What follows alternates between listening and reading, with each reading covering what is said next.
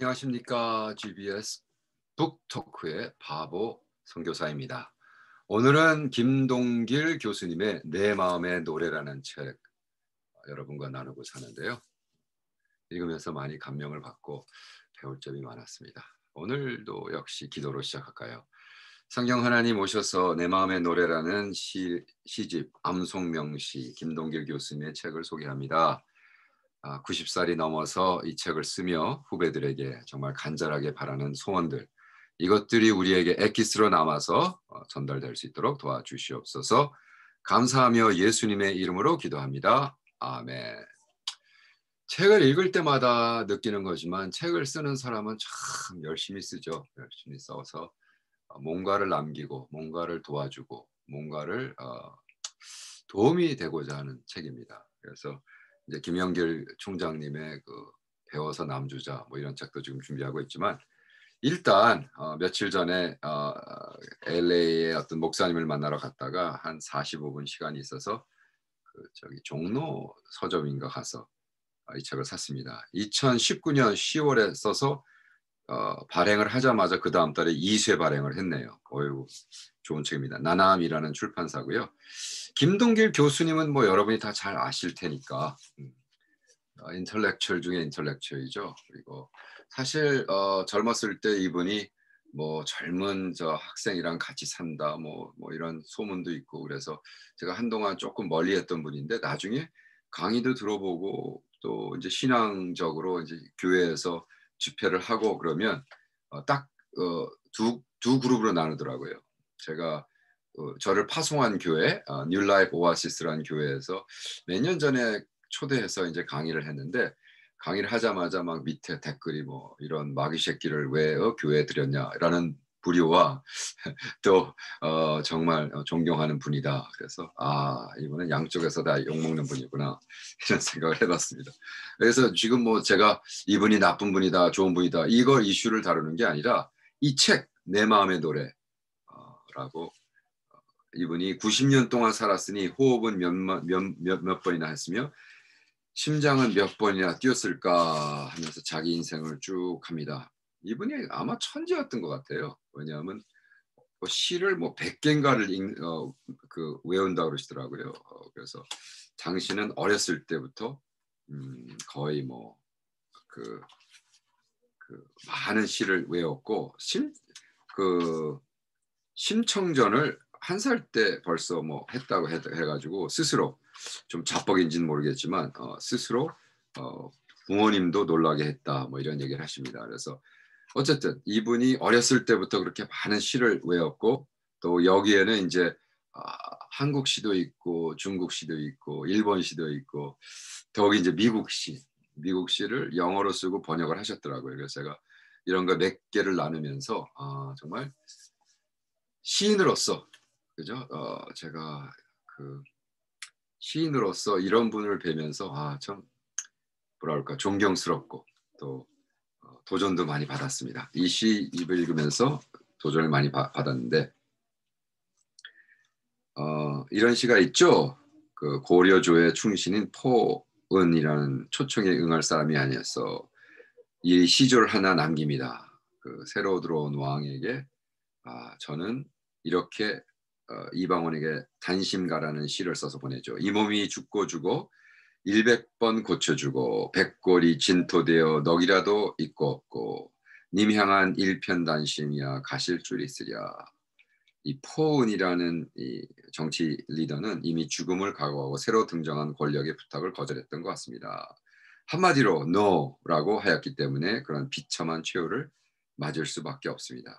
그러나 그의 정신은 우리 역사 속에 영원히 살아 있습니다. 라고 파수꾼이라는 책에 이분이 뭐 거의 엄청난 분량의 시를 소개하는 글을 쓰셨더라고요. 90살 살면서. 또 여기 있죠.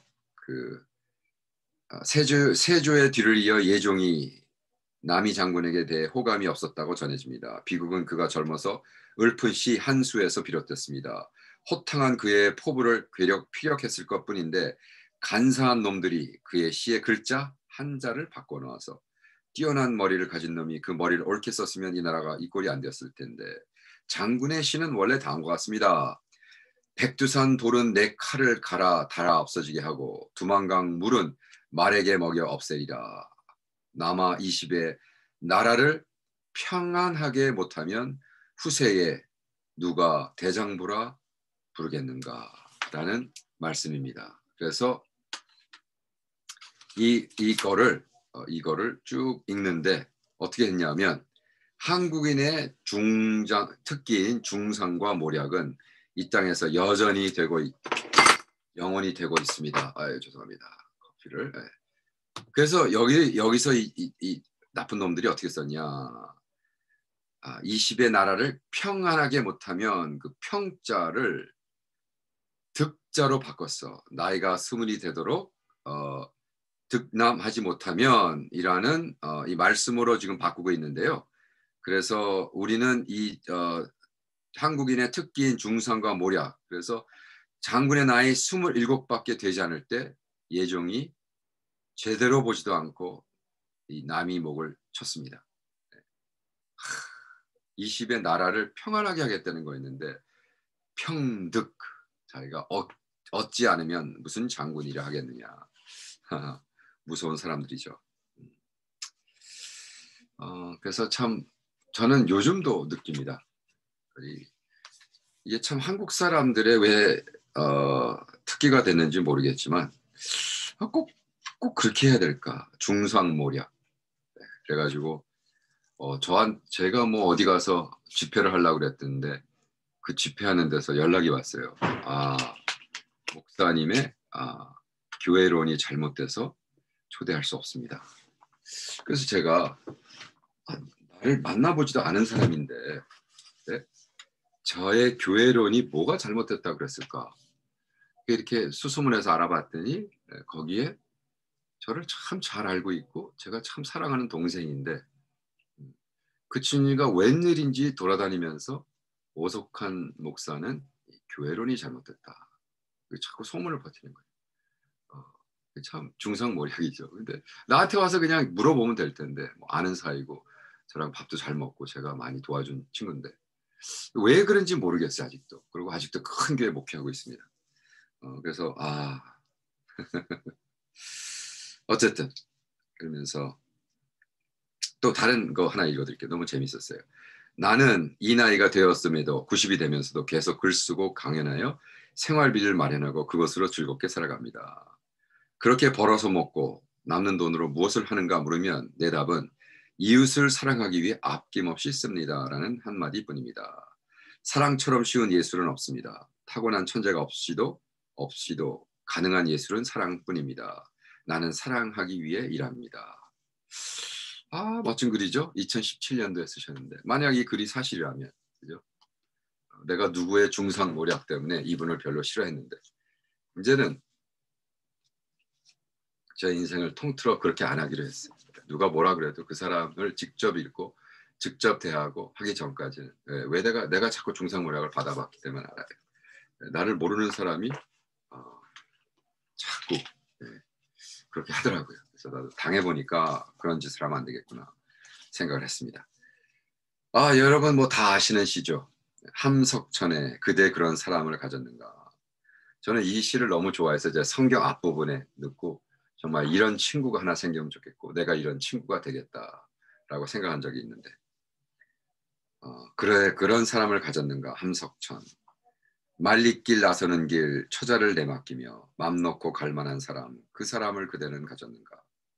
온 세상 다 나를 버려 미움이 외로울 때도 저 사람이야 하고 믿어지는 그 사람 그대는 가졌는가. 탔던 배 꺼지는 시간 구명대 서로 양보하며 너만은 제발 살아다오 할 그 사람을 그대는 가졌는가.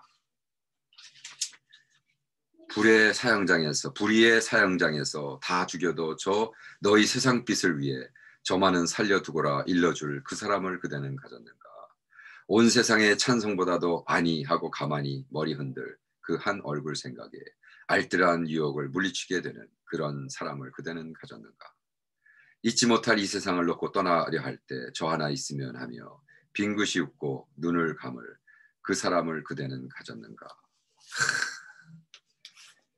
함석천의 사랑만 어떻게 할 수 없어라고 고백했습니다. 그가 17세에 결혼했던 사모님은 오랜 세월 병실에 누워 돌아가셨습니다. 누구보다 감정이 풍부했던 함석천이 이성을 사랑한 사실은 놀라운 일이 아닙니다. 그러나 그가 어느 여성을 사랑하는 것 같이 눈치만 보이면 주변 속물들이 모두 들고 일어나 스승인 그를 비난했습니다. 함석천이 이런 말을 한 적이 있습니다. 독일 문호 괴테는 70, 80이 될 때까지 젊은 여성을 사랑했는데 왜 한국 사람인 나는 그러면 안 되나? 탄식 아닌 탄식이었습니다. 내가 보기에 괴테가 천재였던 것처럼 함석천도 천재였습니다. 함석천 그러면 그리스도교회 신앙 있는 자들이 참 존경하는 신앙인.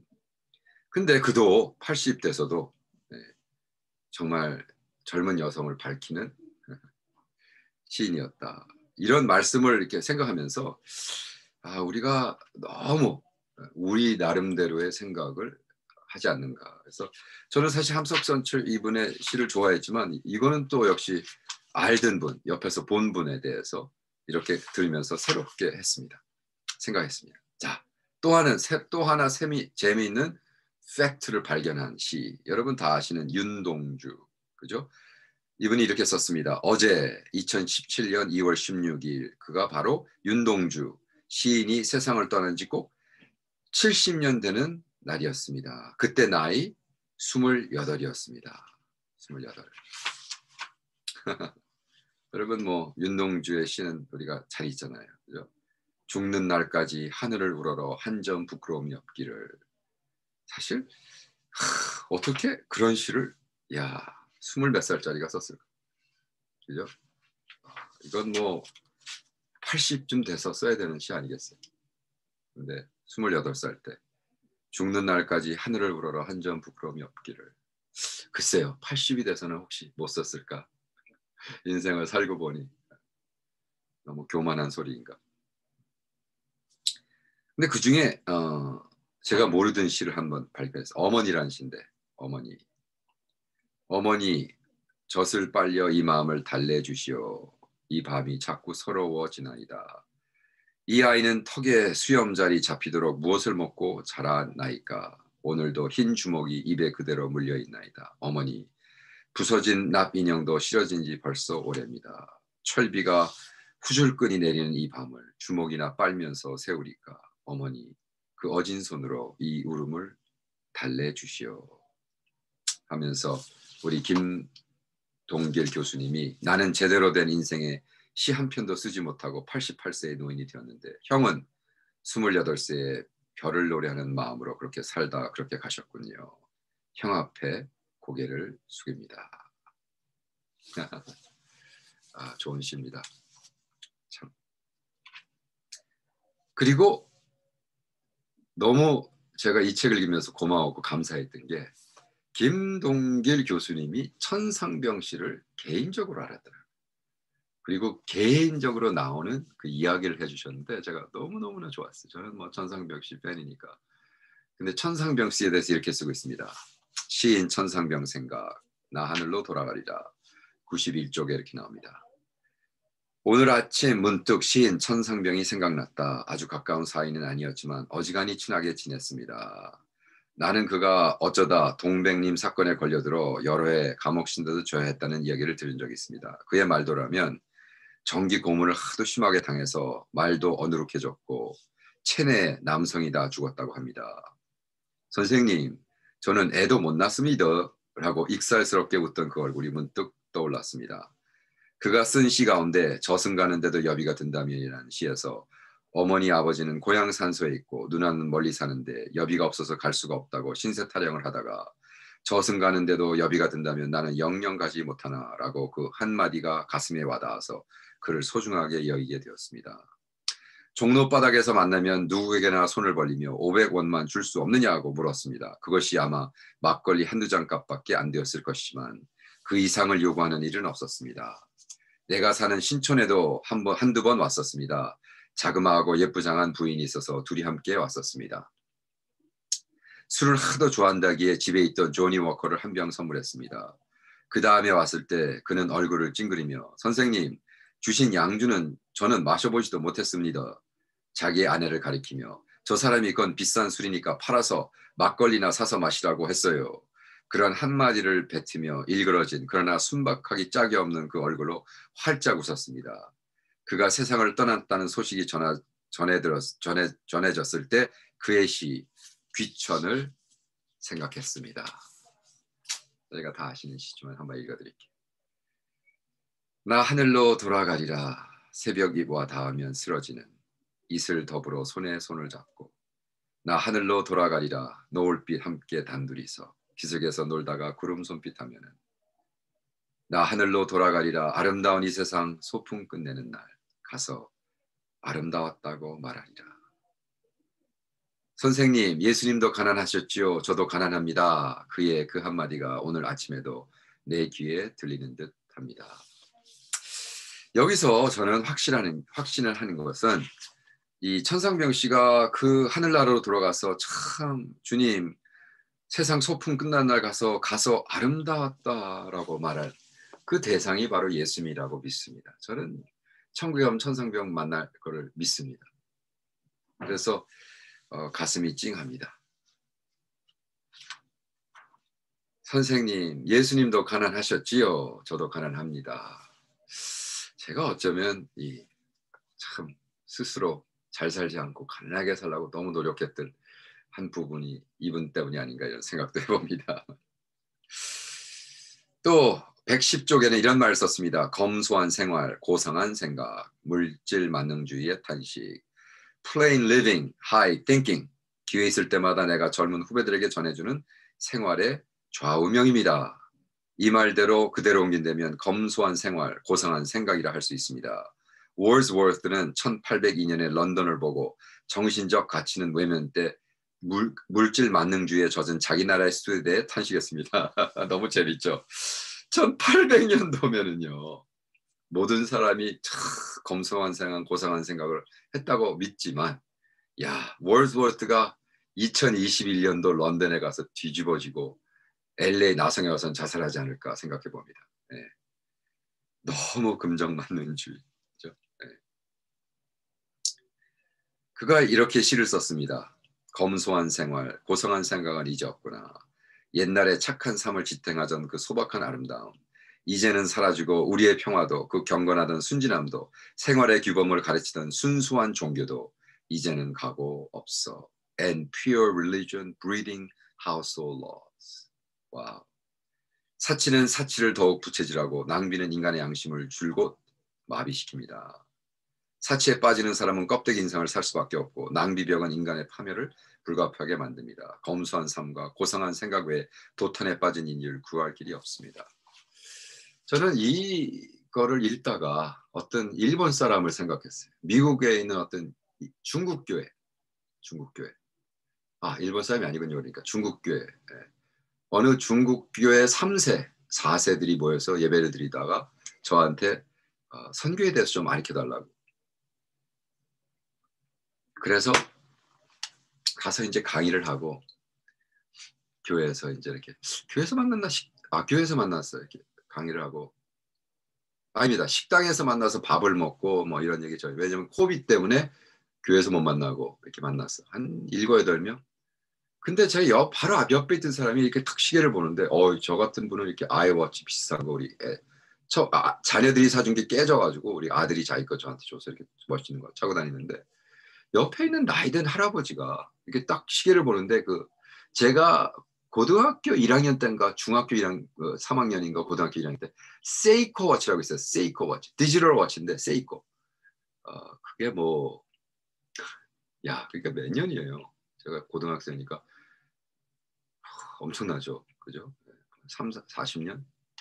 그쵸. 한 40년 전 얘기인데 40년 전에 내가 차던 그 워치를 누가 차고 나왔어.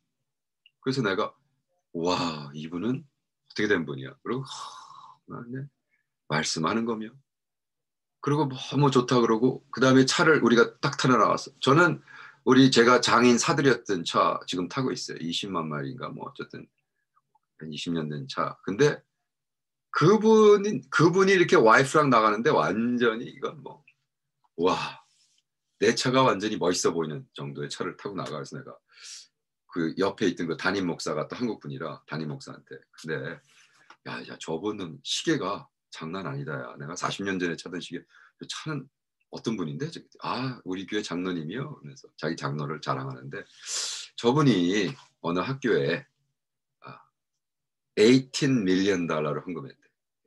18 밀리언이면 180억 불. 180억 불을 헌금했대. 아 그게 바로 검소한 생활, 고상한 생각이 아닌가 생각합니다. 네. 그래서 여러분 뭐로 그렇게 안 살면 나쁜 놈 이게 아닌 거죠. 제가 지금 그런 얘기가 아니라 맞다. 네. 이렇게 좀 스스로 좀 점검해가며 생각하가며 다 이웃을 생각하고 이웃을 위해 벌고 이웃을 위해 쓰고 하는 생활을 하면 좋겠습니다. 아멘이시죠? 네. 126쪽엔 또 이런 말을 썼습니다. 독일의 문호 괴테도 이렇게 영어로 번역했습니다. Nothing should be prized more than value of each day. 오늘 하루보다 더 값진 것은 있을 수 없습니다. 지당한 말씀입니다. 오늘 하루에서 영혼을 찾습니다. 영혼이 살아야 할 하루살이들이여 분발합시다. 오늘이 있는 한 희망은 있습니다. 오늘 도통하는 일이 결코 불가능하지 않습니다. 그대가 오늘 도통하지 못할 까닭이 무엇입니까? 2014년에 이렇게 썼습니다. 맞죠? 내가 맨날 얘기하는 헤메라 everyday. 여러분 오늘 승리하시고 오늘 하나님 앞에 영광 돌리는 여러분 되기를 축원합니다. 그리고 여기서 쭉 쓰는 말 중에 이렇게 쓰고 있습니다. 나는 176쪽입니다. 나는 우리 어머니 말씀이 돌이 되기 전에 심청가를 불렀다고 합니다. 이 말을 믿지 않는 불신자들이 많습니다. 이게 재미나게 쓰는 것인 거죠. 믿지 않는 사람들에게 할 말은 없지만 내가 맹산 시골집에서 겨우 서서 문고리를 잡고 심청가를 부르다 그 문고리가 빠져서 넘어졌다고 사실적으로 보충 설명해도 믿지 않는 사람들에겐 특효약은 없습니다. 그러나 내가 나이 88에 TV 프로그램 낭만 농객에 출연하여 1시 0시 시조를 아무것도 보지 않고 연습도 하지 않고 그 자리에서 한자도 틀리지 않게 읊는 것을 보고는 우리 어머님의 허황된 주장이 노상과장은 아닌 것 같다고 조금은 고개를 끄덕일 사람은 있을 것입니다. 엄청나죠. 네, 이분은 뭐 내가 보기엔 그 소콜 말하는 photographic memory. 그러니까 하나를 보면 이제 기억을 하는 거죠. 이분은 좋은 시 구절 한번 딱 들으면 기억을 해버린대요. 이런 분, 이런 두뇌를 가졌으면 얼마나 행복하겠어요.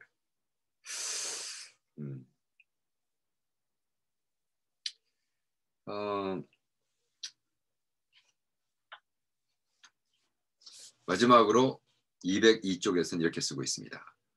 워드에서 월드를 읽는 어문 자영어. 워드에서 월드. 말씀에서 세계를 읽는.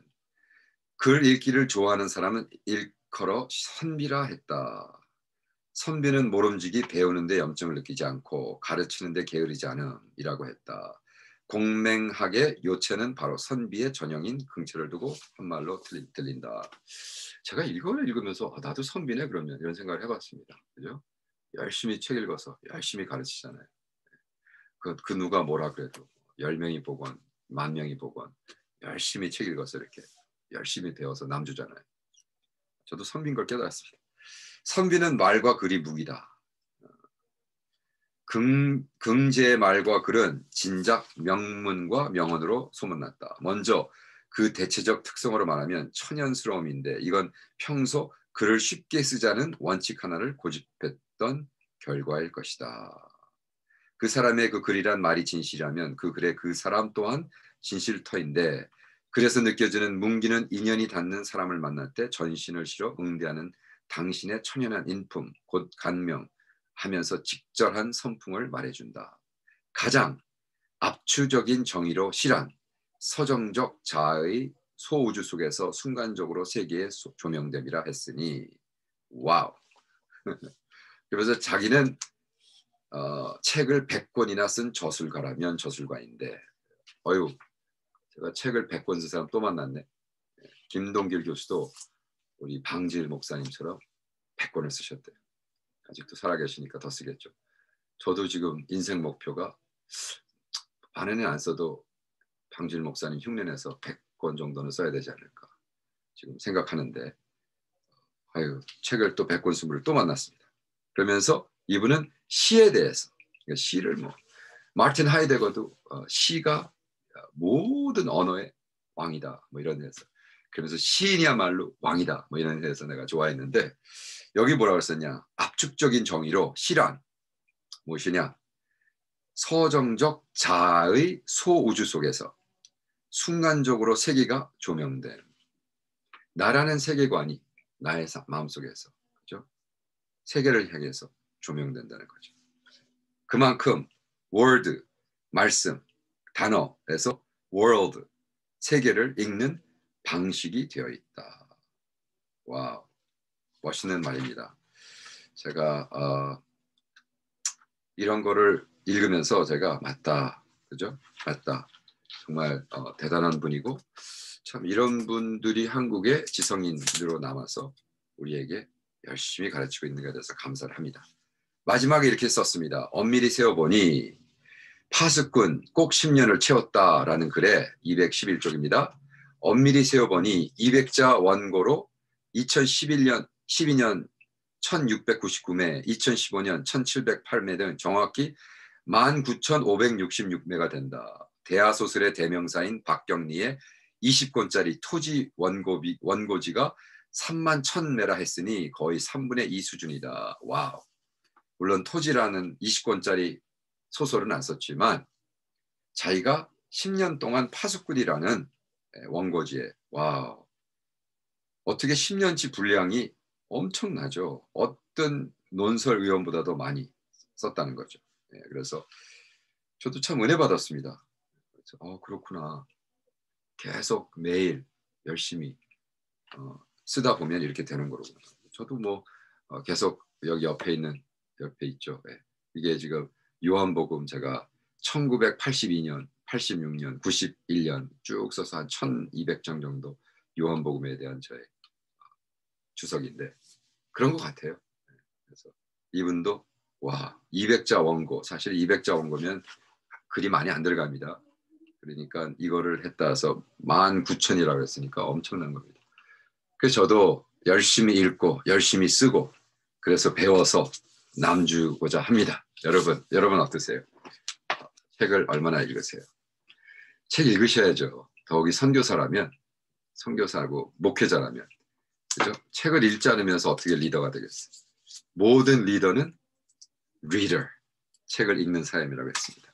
모든 책 읽는 사람이 리더는 아닙니다. 그러나 모든 리더는 책 읽는 리더입니다. 이것은 캄보디아 푸놈팽에 있는 글로링크라는 인터내셔널 초등학교 앞에 하얗게 써붙였어요. Not all readers are leaders, but all leaders are readers.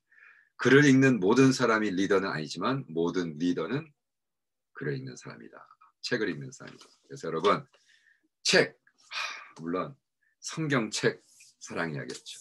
성경책 다음으로 정말 열심히 책을 읽어서 여러분 다른 사람과 나눠주는 여러분 되길 바랍니다. 저도 이 책을 얼마 전에 샀지만 LA에서는 책값이 무지무지 비싸요.